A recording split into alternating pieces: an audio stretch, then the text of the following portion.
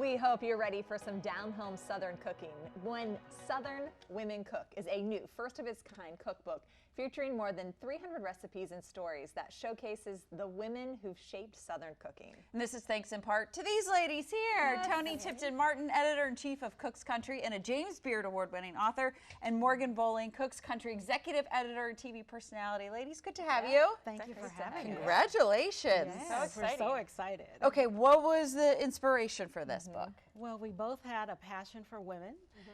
I had years of experience listening to women who felt like they were not being heard in the world of Southern food and food writing. And so Morgan had her own passion, and we put those two together and came up with this book. I love it, because it's not just recipes. I mean, these are the stories of the women too, right? It's recipes kind of mixed with stories. Like there's a story about at least one woman with every recipe in here. That's awesome. And what, more than 70 contributors, is that right? Yeah. So you're getting a whole mix of all genres? We wanted to make sure that we crossed all boundaries, right? So whether that was regional, right, reflecting all of the diversity of the South, just so that we can make sure that we included everyone and helped everybody feel like women matter in all parts of the South, in all parts of the world, but in particular, we started with the South. Yeah, exactly. Yeah, We'll take on the rest of the world. Yeah, exactly. One region at a time.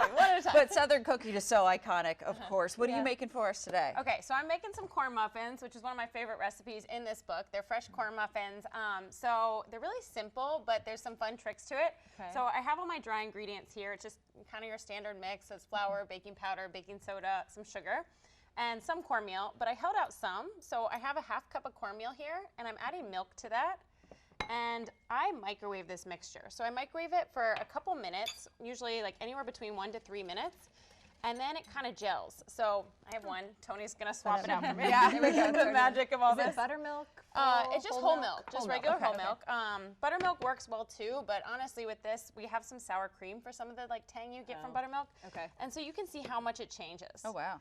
And yeah, it's very different. yeah, the cornmeal actually like gels and it retains moisture, so you get this much more moist muffin by doing this step. And then I'm also gonna add some sour cream in here. So it's just a half cup of sour cream. And some butter and some eggs. Thank you. And yeah, so you can kind of just like, at this point, once you get, that's kind of the hard step of it, is just getting everything all in here and getting that cornmeal mixture microwaved. Thank you. Yeah, and then I'm just gonna fold in the corn and that dry mixture. But it's just a really nice method for like getting, this applies for cornbread or for corn muffins, but I feel like the corn muffins are a nice emblematic version of this. Toni, what is the story behind corn muffins? Why was this kind of what kind of starts the book off, right? It absolutely does. We started the book off with a recipe called hoe cakes, and most of the time, historically, people are fixated on the title, right? Like the idea that women may have been cooking their cornbreads on a garden hoe in an open flame. Oh, and there's more to the story than that. There's so much creativity and science, as you just saw from what Morgan did, chemistry that these women were conducting in the kitchen, and no one's really given them credit for that.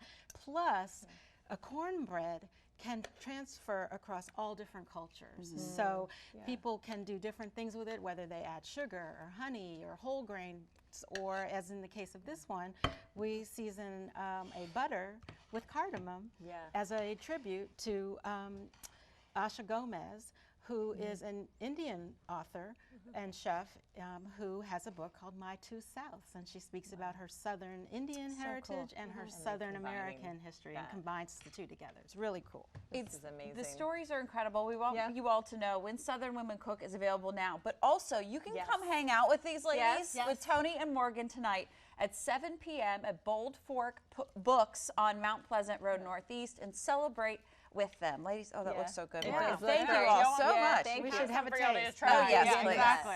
Thank you guys.